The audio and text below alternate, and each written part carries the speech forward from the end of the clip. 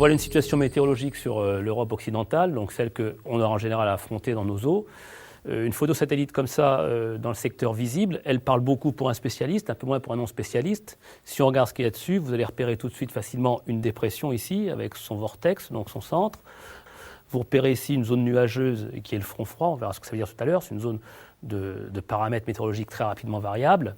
Vous voyez ici quelque chose qui est très joli, très piqueté de cumulonimbus, c'est ce qu'on appelle la trêle, là où il y a les grains.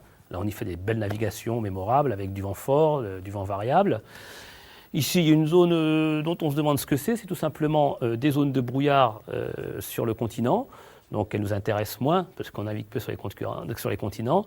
La Méditerranée ici, très claire, donc probablement une zone anticyclonique. Donc, vous voyez ça, ce type de photo-là, ça représente ce que c'est qu'une navigation dans les régions tempérées, c'est-à-dire qu'une situation variée, très contrastée au niveau nuage, au niveau température, entre ces zones chaudes ici et ces zones plus froides ici, et au niveau vent, sûrement des calmes ou des vents faibles sur la zone méditerranéenne et des vents assez forts en Atlantique. Le problème pour un navigateur, c'est d'essayer de déchiffrer ça, essayer d'en faire une stratégie, que ce soit en course ou en croisière, pour s'organiser correctement, et éventuellement prévoir la suite.